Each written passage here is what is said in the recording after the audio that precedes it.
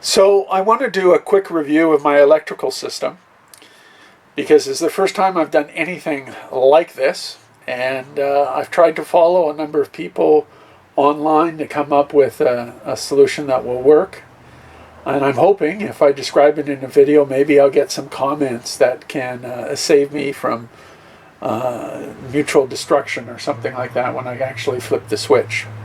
So with that, let me go through and describe what I have here today. To start with, I have based my system on 3.2 Linchin, I think that's how you say it, Linchin batteries. These are 280 amp hours, and I've actually purchased 8 of them, and I'm working towards building a 24 volt system. I'm actually potentially leaving room for another 16 to be added, bringing it up to 24, but I'll get into that in a few moments.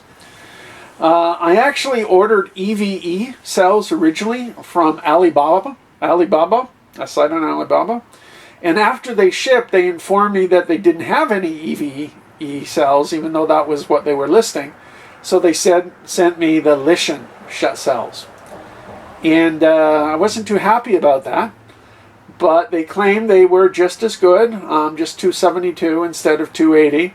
I wasn't sure what I could do about it, given the fact that they were already in the boat over here to me. So I decided that I would just take them and go. Since then, I've seen a number of reviews, all indicating good things. So I'm going to go ahead and go with it.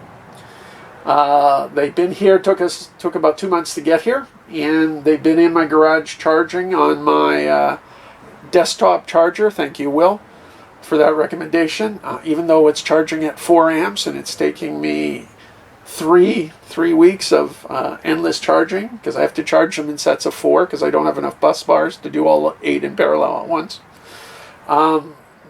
We're almost ready to go.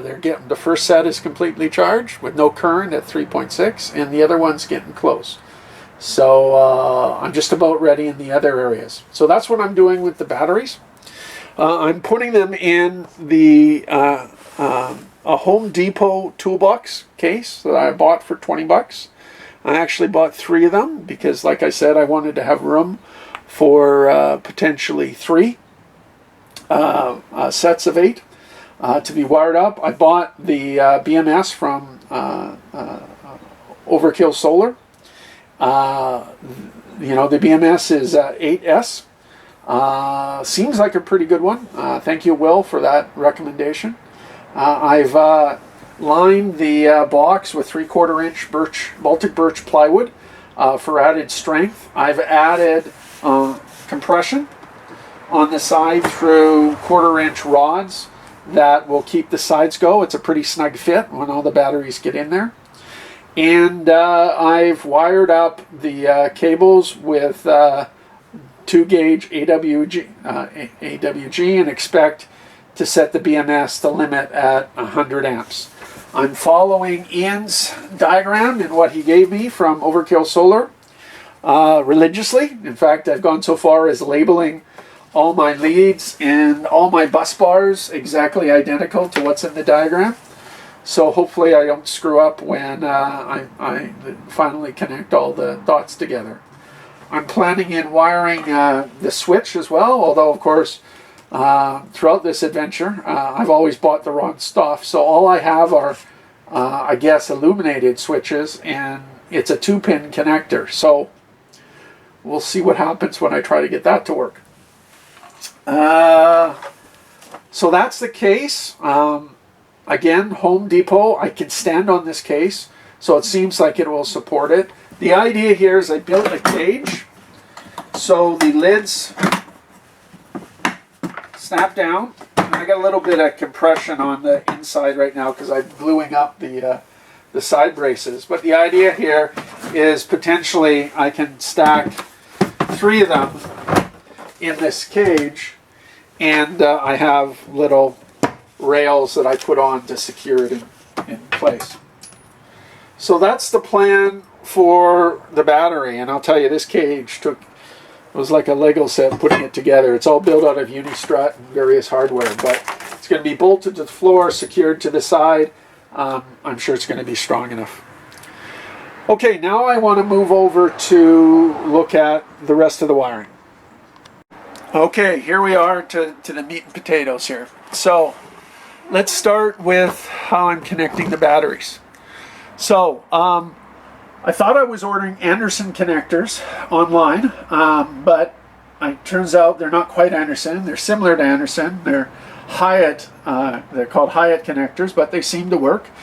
Running 2-gauge cables to the original bus bars I bought. Again, my plan is to have a second and maybe even a third battery installed to be able to just hook them up to the different lugs on the original bus bars. Everything I'm trying to buy all my appliances 24 volt.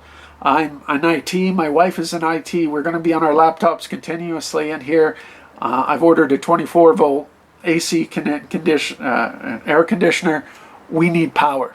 But anyways, so these are bus bars. I originally bought them, and then Nate talked me into getting the Victron Lynx distributor at the bottom.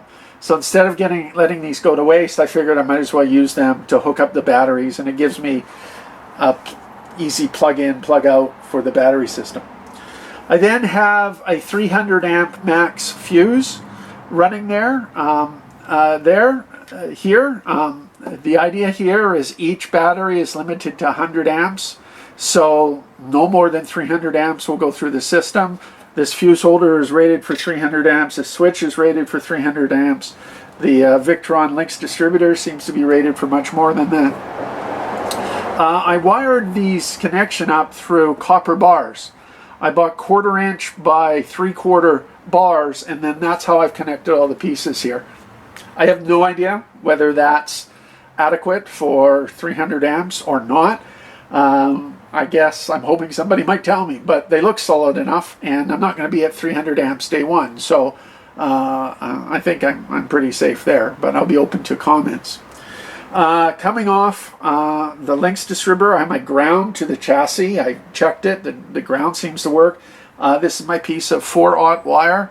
Only piece of 4/0 wire in the system. I don't know why I bought 4/0 wire, but I did for that ground. So that's there.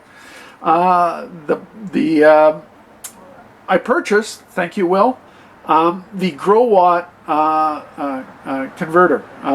This is a MPP charger, converter, AC converter, and DC panel. So I've wired up an external shore power here through 10-2 cable. I've connected to a distribution panel that, thank you, Nate, you recommended, through 8-2 panel. By the way, Ian at Growatt has been very helpful. But I will tell you, Ian, you can't fit 6-gauge, 6-2 wire in this connector. That's 2 hours of my life. I thought I was being smart by going up a grade, connecting to Growatt. The best you can do is 8-gauge. So A2 going from Growatt to the distribution panel for AC. I've got a 50 amp fuse on the main current coming in, and then a variety of other fuses for the planned distribution going out. What else can I tell you? I've got a Victron shunt for monitoring battery capacity. I've wired up my solar to my roof rack, which has 800 watts of solar and a 2S 2P configuration. And basically I just used the 8-gauge wire and ran that directly into the system. I've actually got, I'm depending on MC2, I don't know if you can see it up here, MC2 connectors that I've left disconnected for now. I might put in some sort of breaker switch later on, depending on how things go. The one thing that's up in the dark is exactly where this cage will go. It can go as far up as right to the door, or it can go back. And the ideal situation is to have this as far forward as possible, because this leaves a lot of room for other stuff in the rest of it. The problem is I'm now reaching through a set of wires here to turn on and off the main switch. So I don't know if I'm really happy with that. I'm thinking that what I'll do is potentially run the DC wire from the Lynx distributor to two separate breakers here. One to take the DC charge into the grow watt converter, and one to take it into the distribution panel.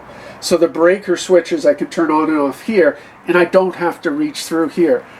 My question is, these are 150 amp breakers. I have 150 amp fuses on the Lynx distribution. If something goes, will the breaker flip first, or will the fuse flip first? Because if the fuse is the one that goes first, and I have this cage way up here, it's going to be a real bear to reach in there and get everything changed. If the breaker flip switch, then I'm great, and I'm a little bit redundant with the fuse setup in the Lynx. But I'm not sure which way, what happens faster, the breaker or the fuse in the Lynx panel. And I may just go ahead and order 200 amp fuses for the Lynx panel to make sure they don't go. But I don't know if that's a good idea with only 2 gauge wire running from the Lynx distribution to the panel. But there we are. I'm probably a week away from flipping the switch. I'd appreciate any advice, guidance, or comments people might have, and that's it for now.